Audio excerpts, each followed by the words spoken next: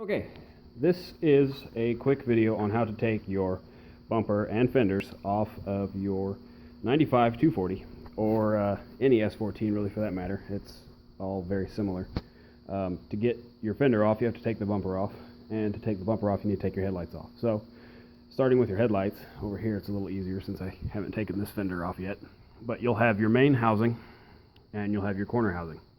Your main headlight housing is held on by two bolts, which is right here, and one Phillips screw, which connects them both around this area. You take that out, your corner light is held in by a little ball and socket, and it rotates, and you just keep rotating and it'll pop off. And you can throw that out of the way. You can disconnect all of your lights from both sides, and take both your housings out. Again, two bolts there, one Phillips right there, and both of them come out. From there, you can then go to take out all of your front bolts here. Here, you'll have your front plastic grill. Most of my clips snapped. This one came out, this one snapped, but those will come out, and so you can get the rest of the other bolts out through here, here, and there. And then I'll show you on the side with the fender still on. You're going to take out your rubber wheel well guard. The driver's side has two of them.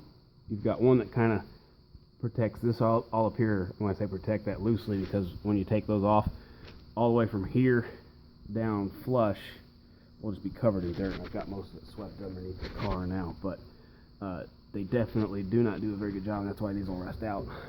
Down there is because it gets covered in dirt and water. That's no fun. So take both of your guards out, which I've got piled up over there. Once those are out of your way, you can then take the bumper screws that are holding themselves to the actual fender out, and this little bracket, which is about to snap, I'll show you over there on the bumper, is what's holding them in. And this one's kind of rusted to the point where it just kind of fell apart whenever I was taking the bumper off.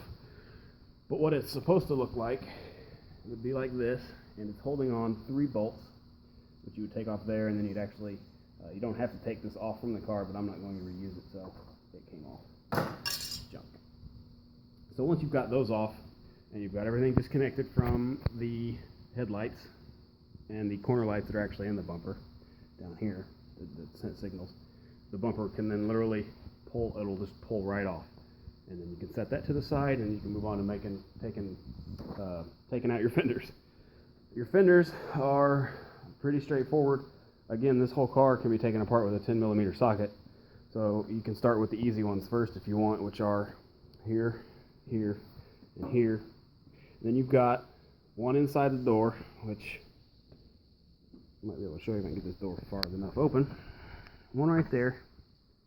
And then you've got another one, which you'll need to use an extender on, right down there. So you take him out, you take the one up at top, you take your ones out across the top up here, and then you've got this little nut right here that's holding onto the actual rest of the bumper that senses when you have a crash. You'll take that nut off, and then there's two more right down here, right there and right there. You take those off, and your fender will literally fall off onto you. And that is how you can take your fenders and your bumper off of your 240 without too much trouble. I know that there's not very many good YouTube videos out about completely stripping these cars down. So hopefully this helps, and stay tuned. I'll definitely post more as I make more. Thanks.